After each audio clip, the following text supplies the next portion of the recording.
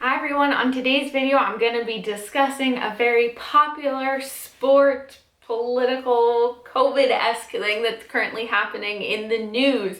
But as you've probably heard, international tennis star Novak Djokovic has been deported from Australia, right as the Australian Open was about to start. This has caused waves in international headlines in discussing sport, COVID vaccinations, governments, athletes. It's all a little bit of a tale, so let's get into it and discuss the saga that is the Australian Open. So I guess setting the stage a little bit here, a long time ago now, in 2020, Djokovic stated that he was opposed to vaccinations. This was all happening at the times when vaccines were being talked about and how they would be used and all that stuff in regards to COVID.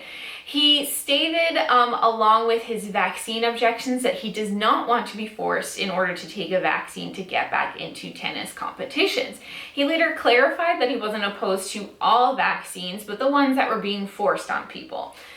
So later in 2021, before the 2022 Australian Open, Djokovic was interviewed again about his vaccination status, and he refused to answer, which basically answered the question. He was asked this because vaccination was going to be a requirement for athletes to compete at the Australian Open and to actually get into the country. Now, more than 95% of the top tennis players in the world competing in the tennis tour, which is the multiple different tennis opens, so you're talking the US Open, the French Open, the Wimbledon, all that sort of stuff.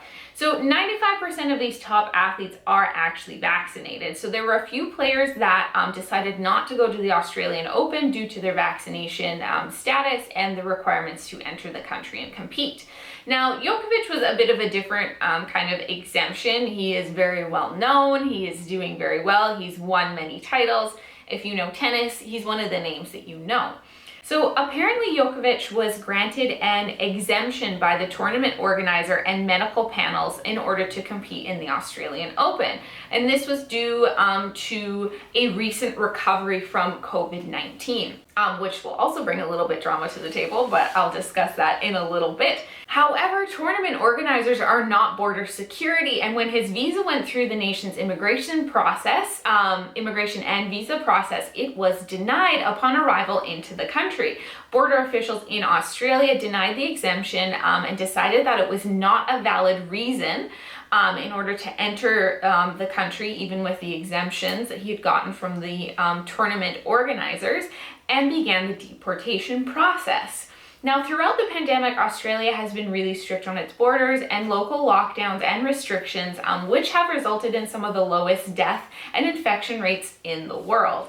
So when news of Djokovic's exemption reached Australian public ears, it sparked a lot of anger from the country and anger as well from government officials. This decision would later go up to Australia's federal court after it was challenged by Djokovic's legal team. So the Australian federal court would revoke his visa and appeal. The basis of their decision was that his presence in the country would and could stir up anti-vaccine rhetoric and put Australians at risk.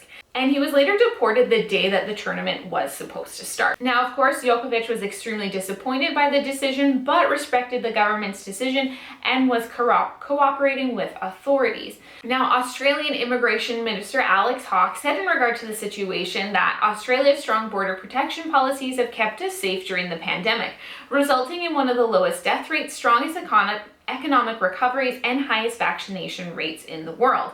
The Australian Prime Minister described the decision as the decision to keep our borders strong and keep Australians safe.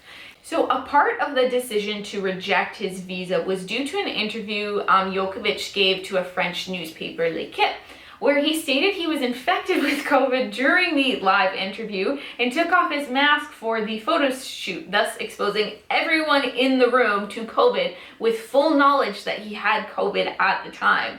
Now, Djokovic later acknowledged that this was a bad decision, but really at that point, it shows that even during the interview, he knew he had COVID, he knows the entire world situation, and he really did not care.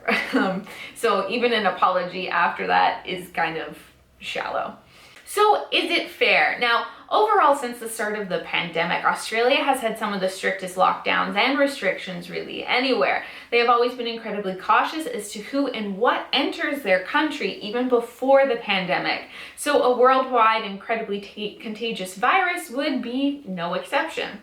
So when they opened their borders back up, like a lot of places, they demanded that people show proof of vaccination and negative COVID results, along with health declarations and quarantine plans to ensure that they're not introducing a bunch of new COVID cases and exposing the people who are actual citizens. I think it's totally fair that he got kicked out of the country. He did not fulfill the immigration rules for entering the country, which even not during a pandemic would be grounds for deporting someone out of the country. And just because he's a big tennis star with lots of money doesn't exclude him from the legal system, and nor should it. And yes, it may be your choice to get vaccinated or to not get vaccinated. That's fine if he's staying at home, but when you're entering other countries who have different laws that you have to follow regardless of who you are and where you're from.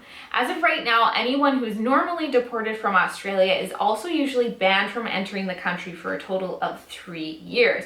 As of right now, and until it gets exempted, which it probably will, this decision to try and enter the country without a vaccine could affect his ability to compete in the Australian Open for a number of years in the future as well. And turns out his decision to not get vaccinated could also have major consequences, such as being barred from the French Open. Currently, there is a law being processed in France which excludes the unvaccinated from stadiums and public spaces, which would affect him as someone entering a stadium, regardless of if he's a fan or a competitor. And this may also affect his ability to go to Wimbledon and the US Open. Currently, the British government are allowing some exemptions for athletes who are unvaccinated. A policy that is quite distasteful to much of the British public. And for the US Open, they stated that they will continue to follow government rules and restrictions. So if the US government turns around and states that everyone who enters our country needs to be vaccinated, well then Djokovic might be in some trouble there too. However, with everything that happened, Djokovic arrived home to a crowd of fellow Serbians cheering him on and was welcomed home with open arms by the nation's president. Although with this entire vaccine debacle, he's still considered quite a huge hero back in his native town or native country of Serbia, even regardless of the situation.